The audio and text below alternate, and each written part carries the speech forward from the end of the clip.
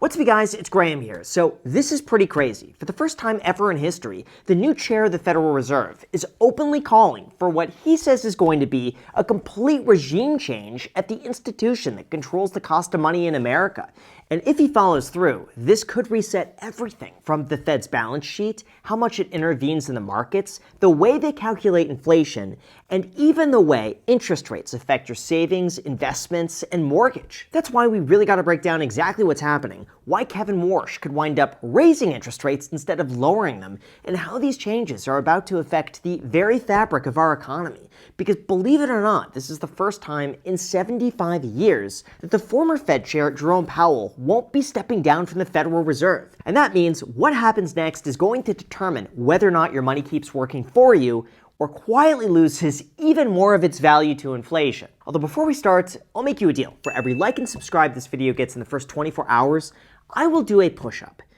Yeah, that's going to take me a very long time to do, but I got to get in shape for summer, and as a thank you for the motivation, here's a picture of a waffle. So thanks so much, and also big thank you to Surfshark for sponsoring this video, but more on that later. Alright, so in terms of what just happened and why this is becoming such a major issue, we have to talk about the Federal Reserve. See, for those unaware, the Federal Reserve is comprised of a small group of people whose entire job is to keep our economy stable. They do this by influencing interest rates, printing money or siphoning it out from the economy, and ensuring that our dollars don't completely lose purchasing power due to rampant inflation. Essentially, whether you realize it or not, their decisions quietly influence every single part of your financial life. We're talking savings rates, investments, mortgage rates, auto loans, whether businesses are hiring or firing.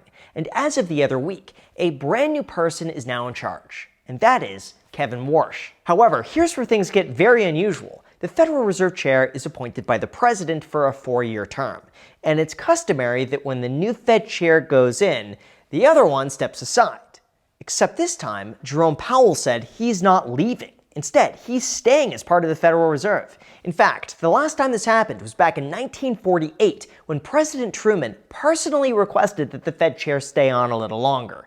Except this time, nobody asked. Jerome Powell just said he's not going anywhere, citing what he called unprecedented legal attacks. This means for the first time in 3/4 of a century, we have a new Fed chair at the same time that we have an old Fed chair, both with very different philosophies about what they expect to happen next. That's not normal. This is objectively the most unusual transition of leadership that any of us have ever seen. And that also means we're going to find out very soon whether or not they reset the economy or bring back the exact inflation problems that everyone thought was finally over. So in terms of how these changes will directly impact you and your investments, along with Warsh's new plan to change our entire monetary system, we need to talk about his 4-part reset. Now here's where Kevin Warsh gets genuinely interesting.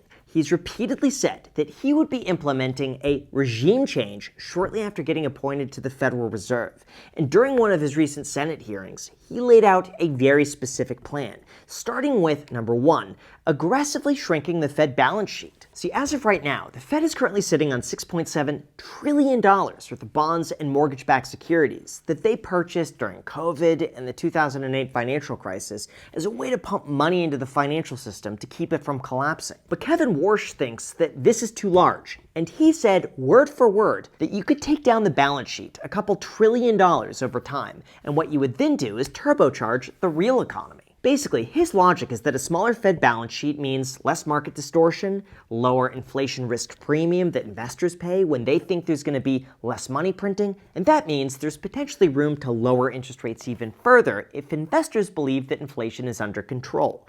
But critics say that shrinking the Fed balance sheet and taking money out of the system could actually cause the stock market to fall, while causing interest rates to rise at the exact same time, which is why investors are already beginning to panic.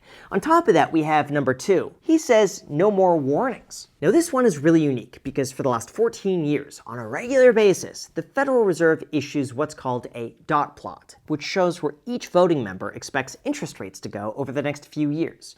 Now literally every single hedge fund, mortgage lender, and investor uses those projections to determine the pricing on their own products. But Kevin Warsh wants to get rid of that entirely and also reduce the number of annual meetings from 8 down to 4. Why? Well, he thinks a Fed that talks less and acts more is healthier for the economy. But once again, nearly everyone else says this makes it impossible for the markets to be able to adjust to new information, and we would most likely see, as a result, way more abrupt sell-offs and rallies, especially when paired with number 3, a change to inflation. In this case, Jerome Powell's Federal Reserve used what's called core PCE as its primary inflation gauge, which stripped out food and energy because those could often be more volatile. But Kevin Warsh wants to switch to what's called trimmed averages, where you basically just drop the most extreme price changes to get a cleaner read on underlying inflation. Again, this might be for the purpose of making inflation look less than it actually is, which would allow them to cut interest rates even further, but it doesn't bode a lot of confidence, especially with number 4, earned independence. See, here's the thing. Jerome Powell treated Federal Reserve independence is something sacred. It was a non-negotiable. You were just going to do it no matter what.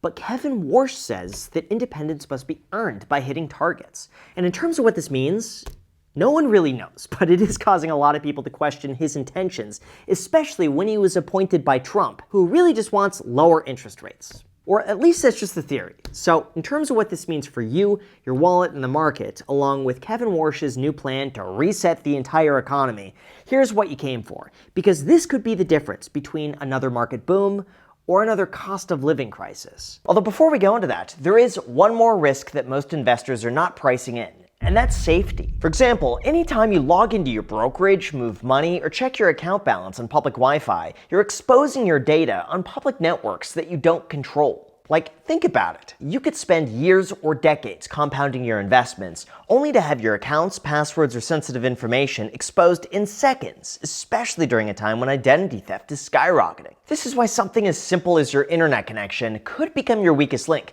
and our sponsor, Surfshark VPN, is there to help. For those unaware, a VPN works by encrypting your online data, protecting your personal information, masking your IP address, and preventing hackers from identifying your city, country, and download history. Or basically, a VPN works by swapping the real location of your device with a new one, giving you the ability to virtually travel anywhere around the globe. This means anytime I'm out of the country, I can swap my location back to the United States so that everything works normally. Or if I'm in the United States, I can virtually travel to a spot that streams brand new shows, movies, or content that isn't available locally. Even better, but Surfshark's clean web feature also blocks ads, trackers, malware, and phishing attempts, allowing you to surf the web safely. Plus, they don't track, store, or monitor what you do online. This means there's no connection or activity logs, so that you could rest assured your activity is private. Literally, without exaggeration, there's no reason not to use a VPN anytime you're online as an extra layer of protection. So if you want to get started, just head to surfshark.com/Graham and use the code GRAHAM at checkout to get an extra 4 months for free. They also have a 30-day money-back guarantee, so there's no risk to try it out and see what you think. Again, there's no reason not to use a VPN anytime you're online, so go to surfshark.com/Graham to sign up and learn more. Thank you so much. That link is also down below in the description. And now let's get back to the video. All right, so in terms of Kevin Warsh, his new monetary reset and the regime change expected to go into effect in 2026, there is one more risk to the economy that almost no one's talking about, and that has to do with interest rates. See, here's what most people get wrong. They just think Trump wants lower interest rates. He appointed Kevin Warsh, and therefore we're going to get a ton of cheap money any day now. Except that's not how it works. In fact, even if the Federal Reserve does lower interest rates, they only impact short-term borrowing and the rates that actually impact your daily life. I'm talking savings accounts, mortgage rates, auto loans, investments, and so on, are impacted by something entirely different: the bond market. And right now, that bond market is in shambles. Why? Well, these long-term rates are completely dictated by market supply and demand. And if investors think there's going to be more inflation and more volatility in the future, they demand higher compensation up front for the additional risk. This means even if the Federal Reserve decides to cut rates tomorrow, your borrowing costs only fall if long-term investors believe that inflation is going down.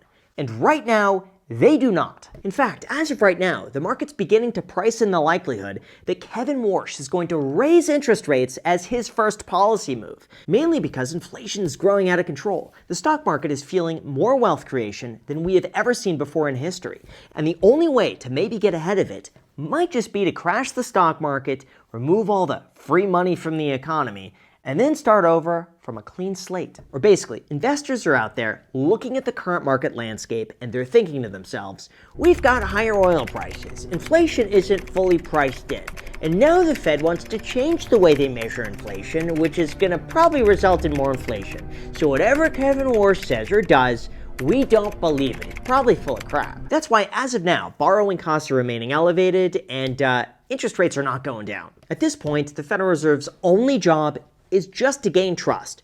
And if they don't have that, it doesn't matter what they say or do. Investors will price in the risk of what they believe is most likely to happen. So if they think inflation is coming back, deficits are getting worse, and the Fed is becoming more political, they're going to demand higher yields until they believe they're fairly compensated for the risk.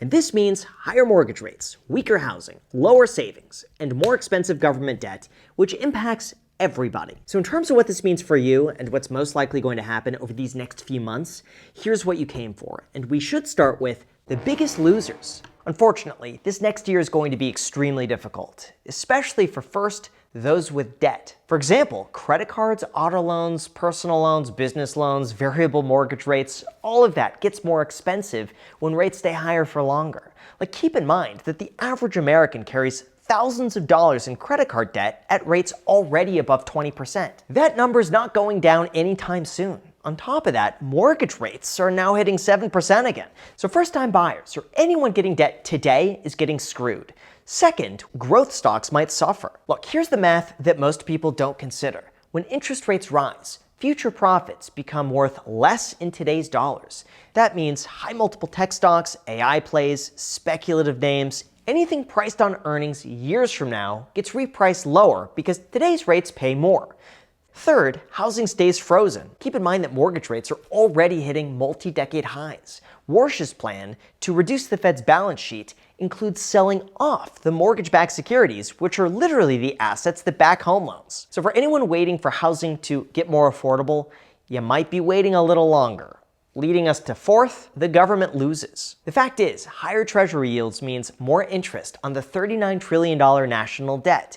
Bigger interest payments mean bigger deficits. Bigger deficits mean more borrowing, which means higher interest rates, which means even higher deficits. However, not everything is doom and gloom, and there's also some very clear winners from this.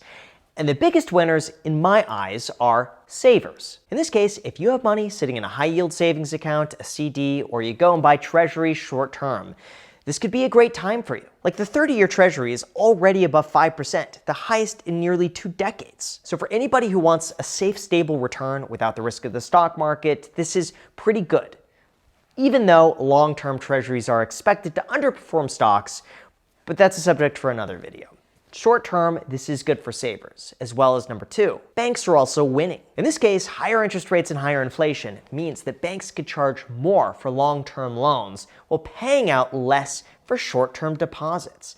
This means more profit for banks, and this is already showing up in their stocks. And finally, third, this could be split in terms of how people interpret this, but the dollar is getting stronger. Now, even though some people want a weaker dollar because it means stronger global exports, a stronger dollar means that when you go and buy overseas, your dollar goes a lot further. Or when you go and travel, you could buy a lot more for theoretically a little less. So in terms of how this is likely going to affect you and my own thoughts about what's going on, here's what you came for. Because this could be the biggest policy change in decades. Honestly, here's my take. I tend to think the coverage around Kevin Warsh has been a bit dramatic on both sides of the equation.